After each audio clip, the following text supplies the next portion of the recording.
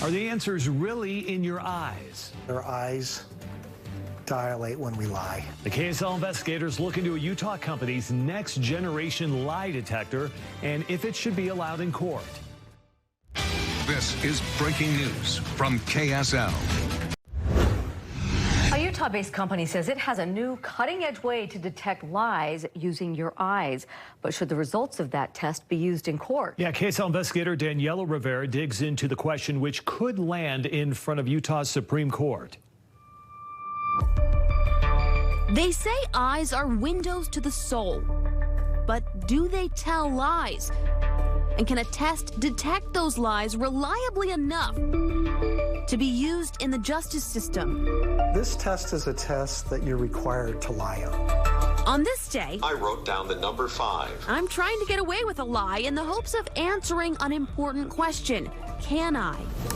Our eyes dilate when we lie. Todd Mickelson is the CEO of the Lehigh-based company Converus. We measure changes that occur involuntarily in the eyes. They own the technology called EyeDetect. Next generation lie detection test. It's based on the concept that lying makes your brain work harder, which then causes the pupils of your eyes to dilate and change. Since 2014, some police departments in Utah and across the country have used EyeDetect for investigations and pre-employment screenings. They want to know if those candidates they're interviewing have had a history of physical or sexual violence. And some states use it to monitor sex offenders on parole. We have found that to be extremely effective. Now, some Utah attorneys are pushing to use the results of EyeDetect tests as evidence in criminal court cases. Even though, after decades of debate, standard polygraph results are generally not considered to be admissible. A jury has only considered EyeDetect results once in the U.S. in a case in New Mexico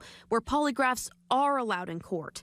So, will a Utah jury have that chance? The evidence should be allowed. Christopher Browning hopes so. He's a convicted rapist who served 24 years in prison. He's charged with rape again, accused of attacking a 72-year-old Taylorsville woman just weeks after he was released on parole. Browning scored well on an EyeDetect test, a 99 out of 100, when he was asked about one specific detail of the case, whether he forced the woman to shower at knife point.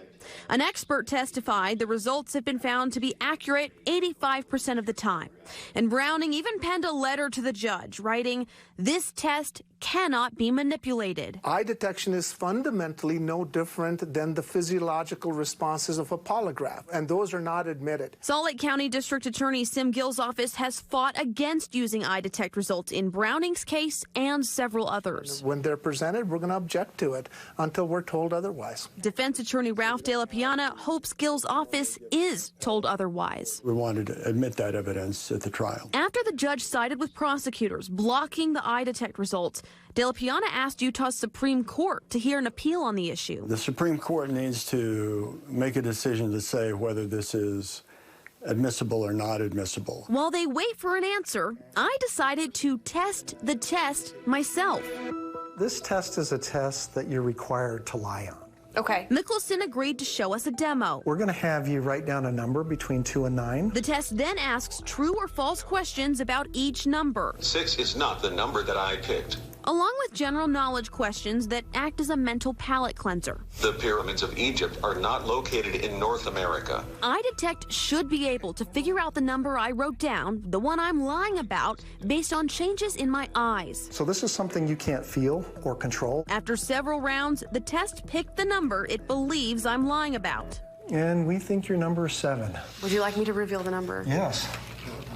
Wow. That's shocking to me. I wrote down 8, but 7 is the number I chose to think about and visualize during the test, trying to trick the technology. The results did pick up on a change in my eyes for number 8, ranking it as a likely second choice. I've given more than 1,000 of these. Yeah. 94% of the time we get the number in the first position. Mickelson said the test criminal defendants like Browning are taking is more targeted and involves more data points than the numbers demo. And he believes EyeDetect results should be admissible in court when coupled with results from a polygraph, as long as both tests are given independently and reviewed by a third party. We have 23 studies, 13 of which are peer-reviewed and published, that show that it's highly accurate. Still, The difference between highly accurate and always accurate could have far-reaching consequences when it comes to matters of personal freedom and public safety. This is what's on the line in Utah's justice system, and why, for now, courts leave it to juries to look for lies and decide what's true.